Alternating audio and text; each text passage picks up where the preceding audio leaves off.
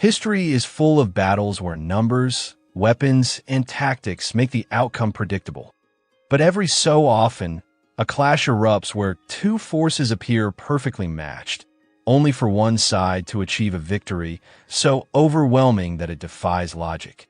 This is one of those moments. A battle where identical bows, identical tactics, and identical confidence ended in anything but a draw.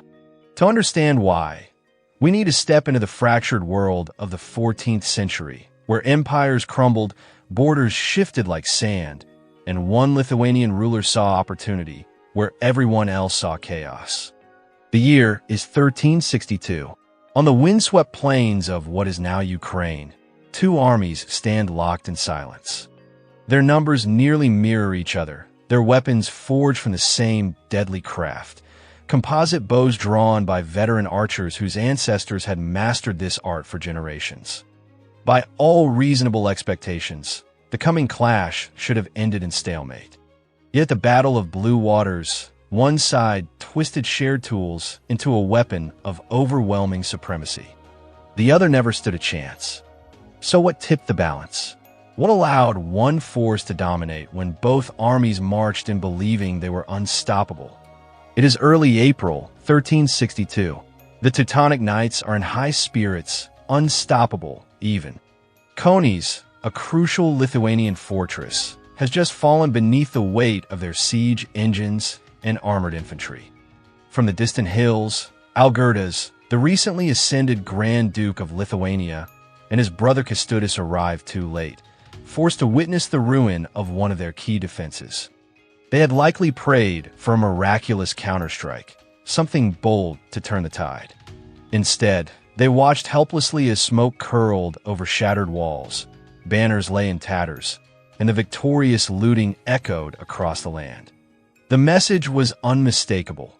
Lithuania's western frontier was under constant siege, and simply holding ground would never be enough. But wars are rarely won by defense alone. They hinge on manpower, resources, and a willingness to seize opportunity. And east of Lithuania lay the scattered principalities of the Rus, a tempting target.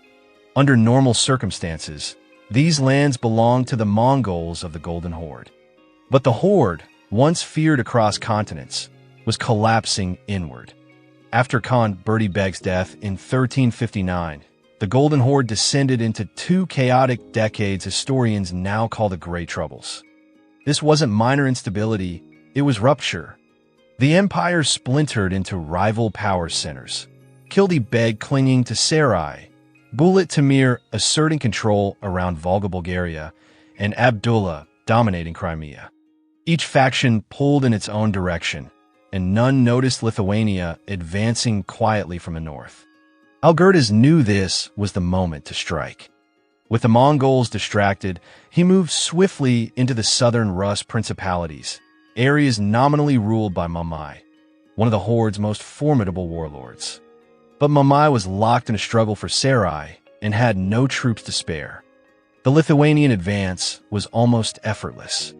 Chernihiv, Bryansk, Novgorod-Seversky, Starodub, and Pereyaslav all fell under Lithuanian influence. It wasn't a spree of massacres, but more of a smooth administrative takeover, reinforced by the unspoken warning that resistance would be met with steel. Algirdas was expanding a domain the way travelers collect souvenirs along a journey. With the southern territories under his grasp, Algirdas turned his eyes toward the greatest prize, Kiev.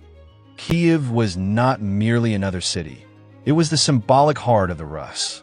Even in decline, it commanded enormous prestige. Whoever held Kiev claimed a legacy of authority. Gaining it would shout to the world that Lithuania was no longer a minor northern duchy struggling under Teutonic pressure. But claiming Kiev meant directly challenging the Golden Horde's honor. Provoking Mamai was like jabbing a sleeping bear.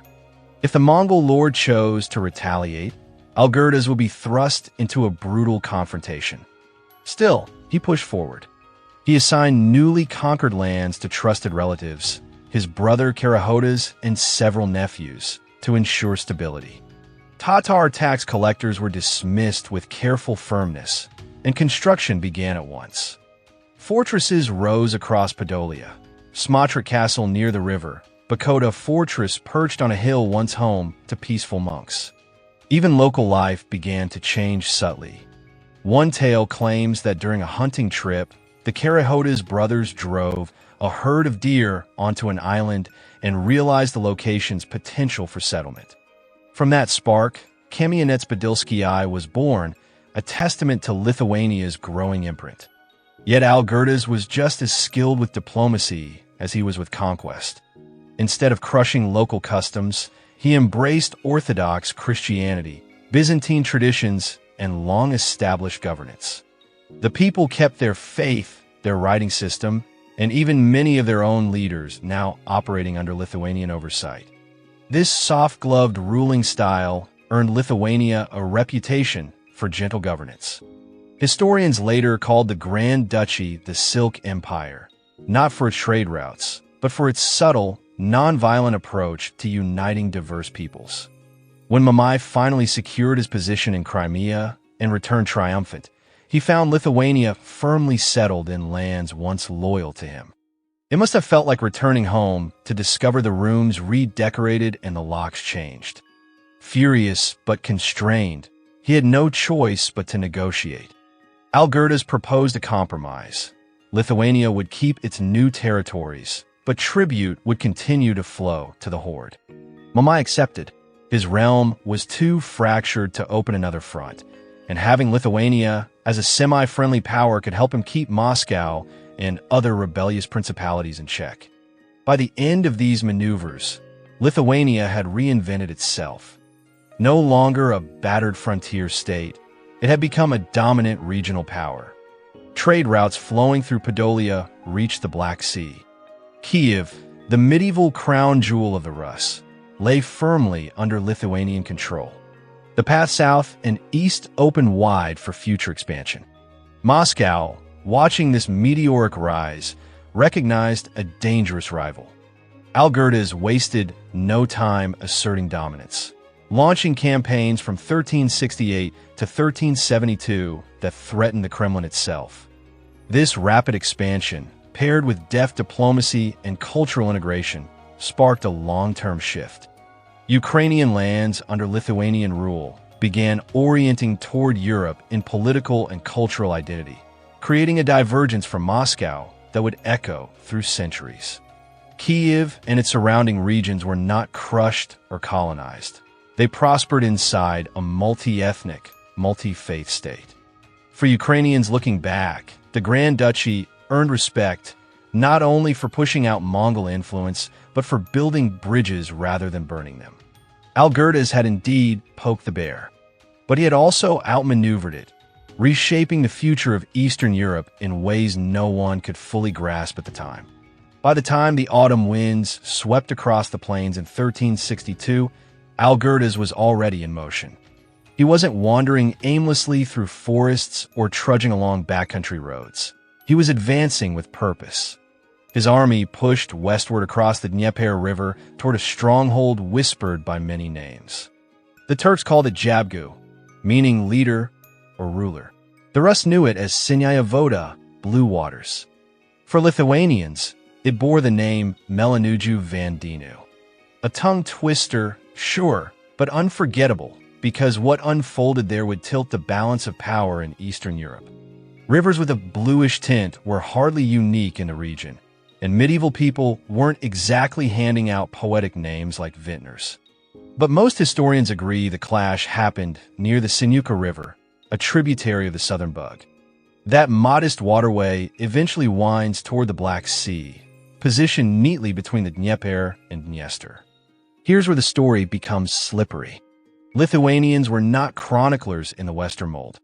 The French and English scribes left behind endless scrolls detailing court drama, royal feasts, even wardrobe mishaps.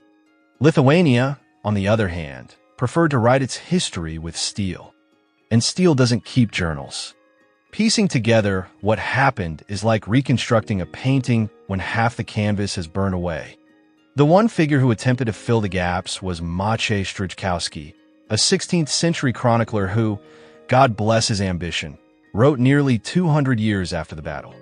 Using him is a bit like relying on your great-great-uncle's campfire recollections to draft a legal report.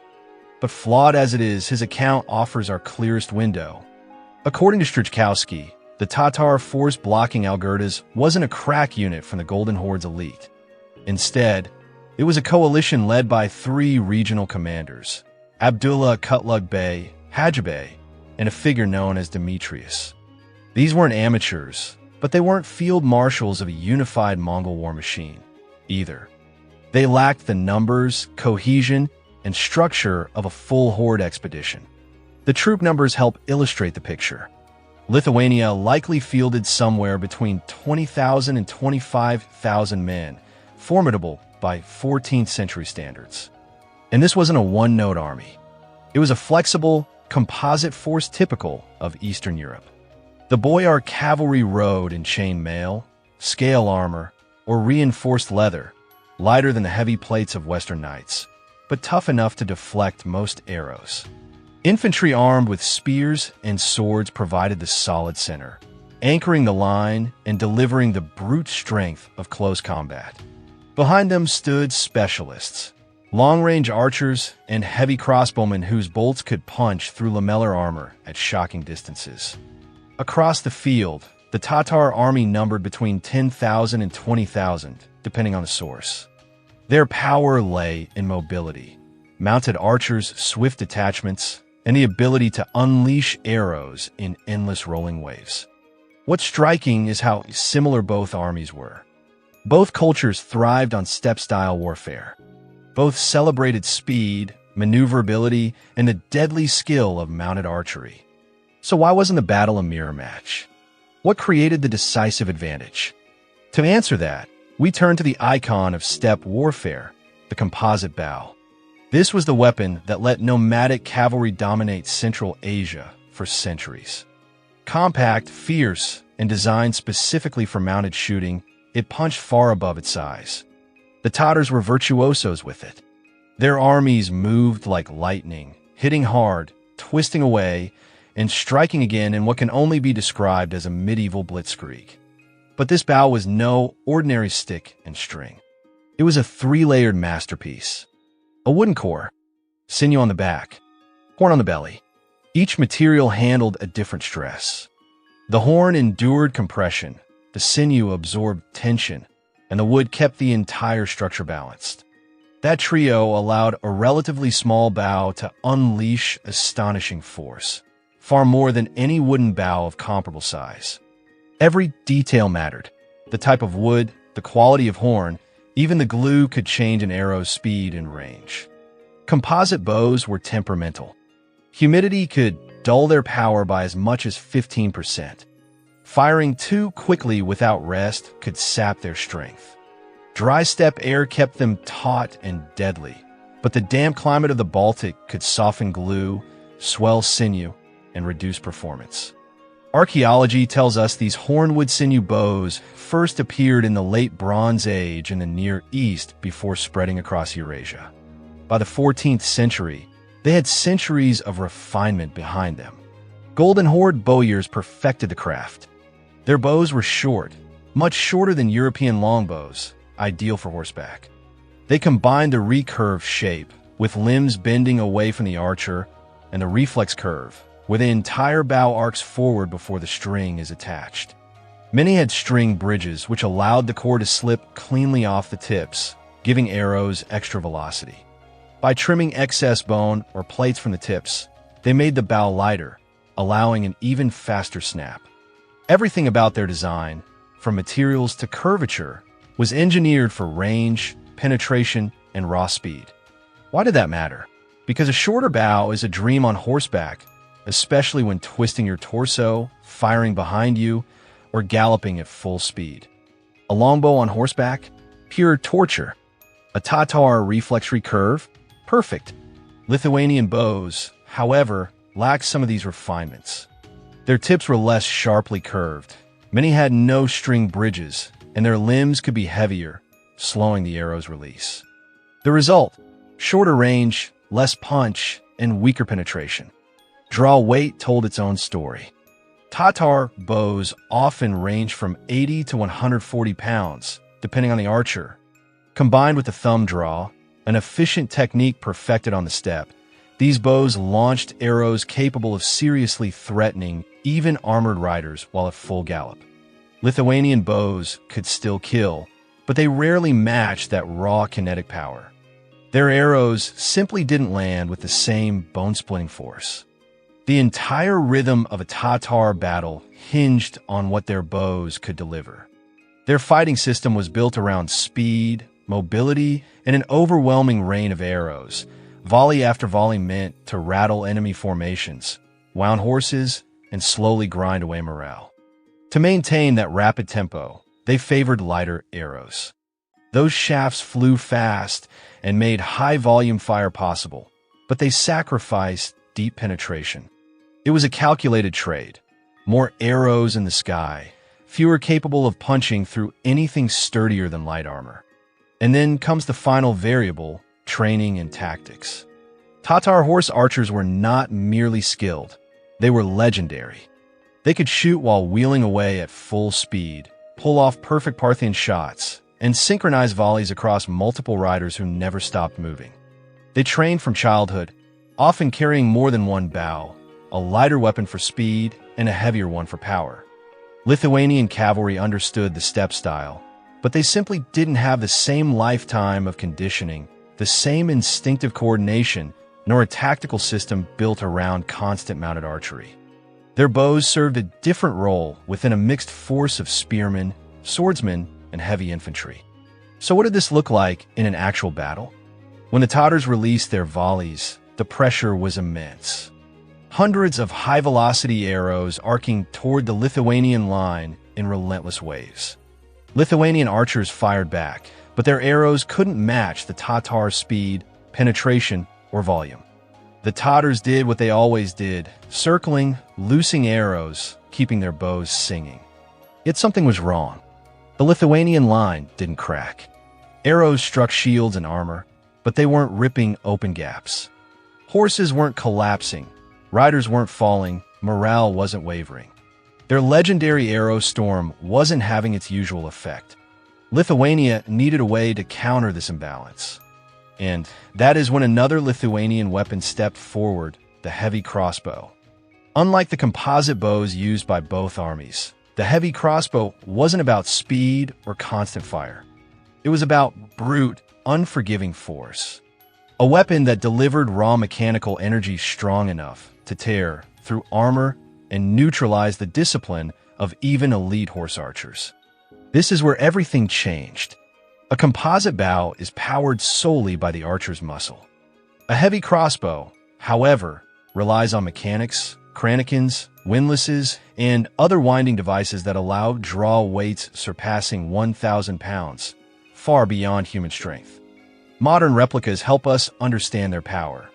A 1,200-pound crossbow can launch a bolt with around 200 joules of energy.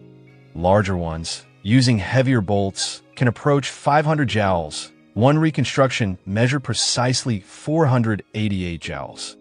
That is 2 to 3 times more energy than even the strongest Tatar bow could generate. On a battlefield, this shifts the contest from rate of fire to raw penetration. Why does that matter? Because armor told the story. The Tatars didn't wear Western plate armor, but they still relied on protection, mail, scale, hardened leather. A typical composite bow arrow could cut through cloth or thin leather, but against decent mail or padded armor, it often failed to deal lethal damage. A heavy crossbow bolt was a different universe. Research shows that piercing mail and padding together requires roughly 170 joules, meaning even the lighter 200 joule crossbows could reliably injure or kill a lightly armored man. Plate armor demanded more, about 300 joules to break a 3 mm plate, nearly 475 joules for a 4 mm one. A 488 joule bolt could punch straight through moderate plate and easily penetrate the wrought iron or mixed Eastern European armor often worn across the steppe. Against charging cavalry, that kind of punch was devastating. A single bolt could kill a rider or drop his horse, instantly ending the mobility that made Tatar tactics work. This wasn't an accident. The Grand Duchy of Lithuania clearly understood the ceiling of traditional steppe warfare. They recognized that composite bows, fast as they were, struggled against increasingly common armor in Eastern Europe. By fielding heavy crossbows, Lithuania met Tatar tactics head-on and flipped a disadvantage into a decisive battlefield edge. There's a moment in Strijkowski's chronicles that historians always return to. Algirdas organized his army into 6 distinct formations, arranging them in a crescent, like a half-moon bowed toward the river. Viewed from above, it would look like a curved shield around the riverbank. That crescent accomplished 2 crucial things. First, it soaked up the opening arrow volleys. The central groups braced behind shields, ready for impact. Second, it disrupted the Tatars' favorite tactic, encirclement. If they tried to sweep around the flanks, the curve funneled them inward, straight toward the strongest Lithuanian units. And this mattered. The entire steppe style depended on hitting an enemy from multiple sides, nibbling away without committing to a direct clash. Algirdas understood that perfectly. His formation forced the Tatars into a confrontation they didn't want, one where mobility mattered less and where Lithuanian cavalry and spear-armed infantry could hold firm. Then came the real test. As the battle opened, the Tatar horse archers performed exactly as expected. They galloped toward the crescent, firing shallow-angle shots aimed at the flanks to crack the formation. But something surprising happened. The Lithuanian and Ruthenian troops did not panic. Their formation held tight, compact, resisting pressure. Shields locked together, spears braced. They endured the first storm with minimal losses. Instead of watching their line buckle, the Lithuanians saw the Tatars' signature opening strike fail to do meaningful damage. And here is where the tide quietly turned. With the arrow storm failing to sow chaos, the Tatars had no choice but to come closer, something they normally avoided in the early stages of a fight. Once Lithuania had absorbed the long-range punishment, their infantry pushed forward. Spearmen, then swordsmen, surged into the Tatar front line. The clash was brutal, shields smashing, spears snapping, metal pounding against armor. For the Tatars, who excelled at fighting from distance, this was the exact scenario they dreaded. And then the sons of Karahodas made their move. Their units, armed with heavy crossbows, were waiting for the moment when the Tatars were close, exposed, and committed, unable to dodge or scatter. When that window opened, the crossbowmen unleashed volleys of armor-piercing bolts into the flanks of the Tatar line. This placement was brilliant for 2 reasons. First, it maximized the crossbow's brutal power. They didn't need a quick rate of fire, they only needed clear targets at medium range. Second, it exploited the Tatars' own movements. Every attempt to circle or pressure the flanks led them straight into the kill zone. At close range, the bolts tore through lamellar armor, leather, mail, everything. The effect was immediate and terrifying. Men weren't just wounded, they dropped instantly. A single mechanical thud of a bolt, one man collapsing.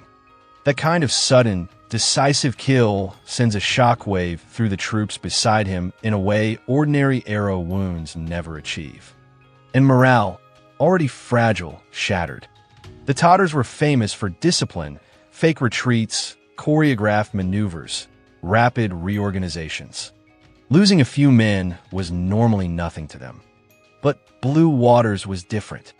They were weakened by internal conflicts, exhausted by the Great Troubles, and uncertain of their commanders. When their flanks were ripped open by concentrated crossbow fire, confidence evaporated. Then came the phrase rarely written about Tatar forces: a disorganized retreat. It was sudden, chaotic, men shouting, horses turning, some dropping bows, others trying to outrun the crossbow range. Once the break started, it spread like a fracture across glass. Sources describe the losses as severe.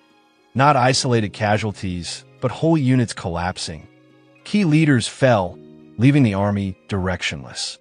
Exact numbers are murky, as always in 14th century warfare, but everything we know tells the same story. This was the kind of defeat that crippled Tatar military presence in the region.